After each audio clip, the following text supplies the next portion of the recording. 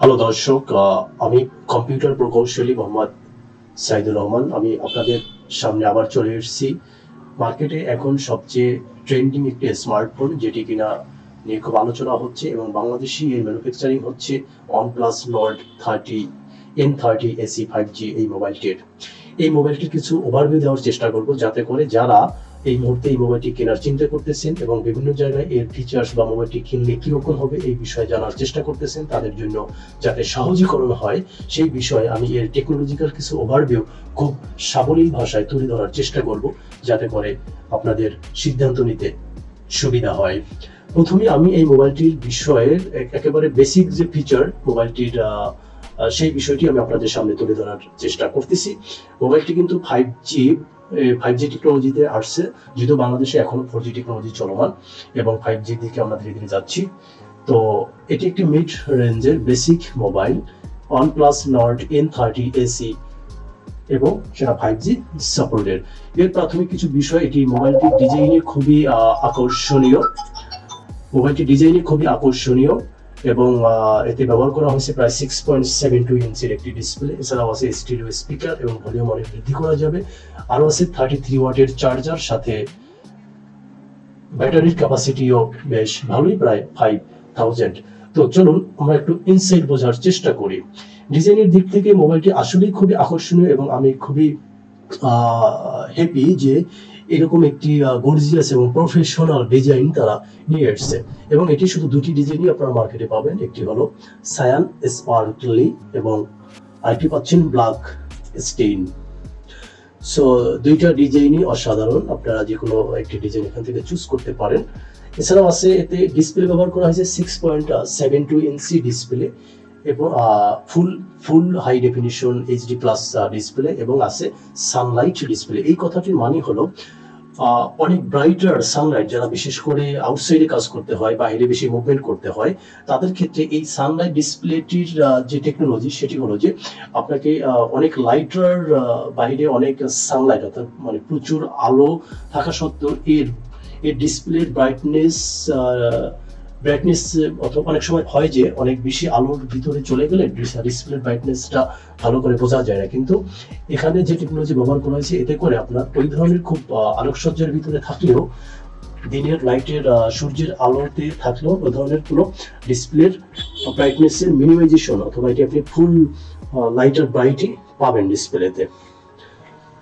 So এছাড়াও আছে অনেক সময় যারা নয়েজি এনভায়রনমেন্টে থাকতে হয়, যেহেতু আমি বলছি এটা বেসিক মোবাইল এবং আপনাকে বিভিন্ন সময় বিভিন্ন মুভমেন্ট করতে হয়, এটি নয়েজি এনভায়রনমেন্টে এর যে বিল্ট ইন সাউন্ড আছে সেটাকে আপনি আলট্রা মোড অন করে 300% পর্যন্ত বৃদ্ধি করতে পারবেন সাউন্ড কোয়ালিটি। এর যে সাউন্ড এক্সিস্টেন্ট আছে সেটা থেকে আরো 300% এক্সটেন্ড করতে পারবেন। এছাড়াও আছে ডুয়াল স্টিরিও স্পিকার, এটা কমন সব মোবাইলে কিন্তু সব স্মার্ট ফোনেই কিন্তু এটি থাকে।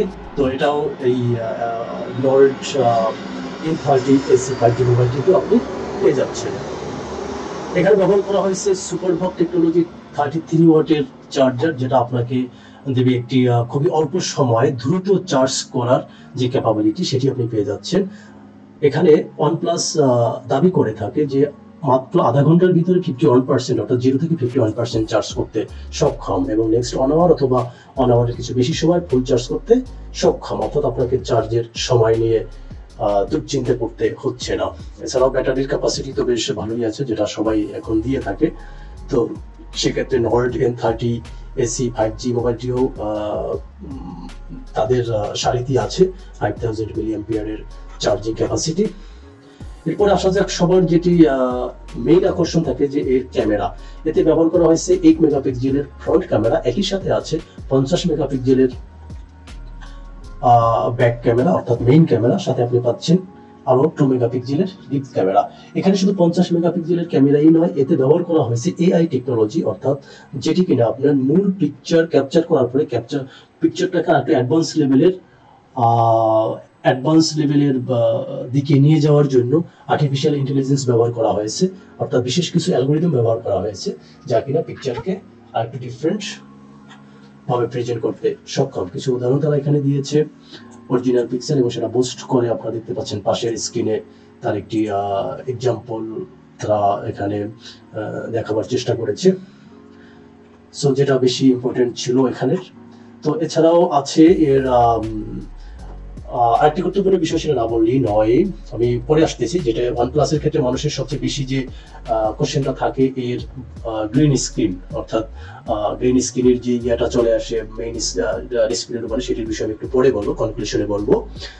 তো আপনারা পাচ্ছেন এখানে অ্যান্ড্রয়েড 13 এর উপরে বেস করে ইউআই, যেটা OnePlus এর নিজস্ব ইউআই অক্সিজেন OS 13.1, এটি কিন্তু অ্যান্ড্রয়েডের 13 ভার্সনের উপরে বেস করে তৈরি করা।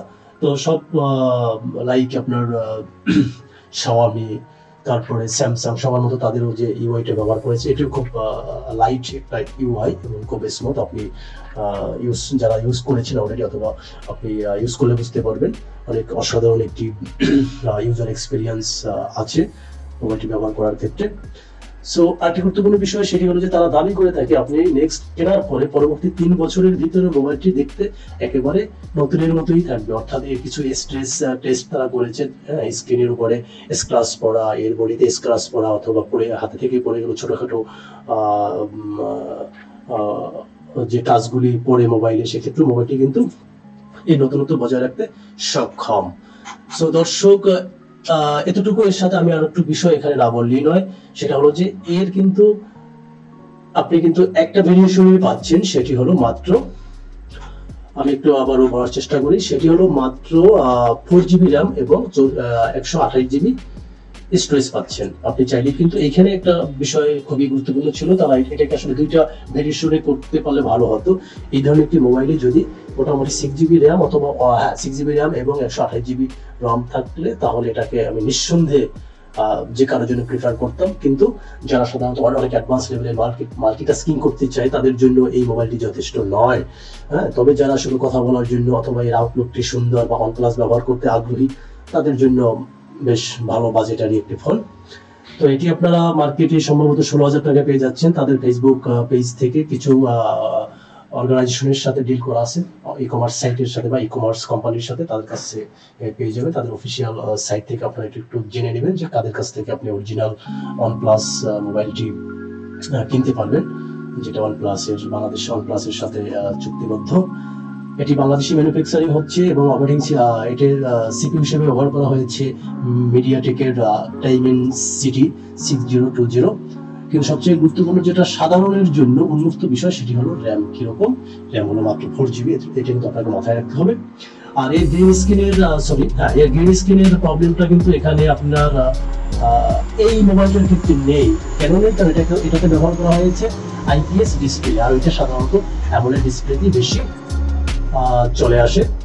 সো নিশ্চিন্তে আপনি এটা কিনতে পারেন যদি আপনি একজন নর্মাল এবং মিড লেভেলের ইউজার হয়ে থাকেন, শুধু কথা বলার জন্য, বেসিক কাজ করার জন্য, তাহলে এই মোবাইলটি আপনার জন্য খুবই একটি আকর্ষণীয় ডিল হবে বলে আমি প্রত্যাশা করি। তো দর্শক, আজকে এ পর্যন্তই। যদি ভালো লেগে থাকে তাহলে লাইক দেবেন এবং কমেন্টে জানাবেন। যদি আপনি মোবাইলটি কিনে থাকেন বা ব্যবহার করে থাকেন, তাহলে আপনার এক্সপিরিয়েন্স কমেন্টে শেয়ার করবেন। তো এ পর্যন্তই, আল্লাহ হাফেজ।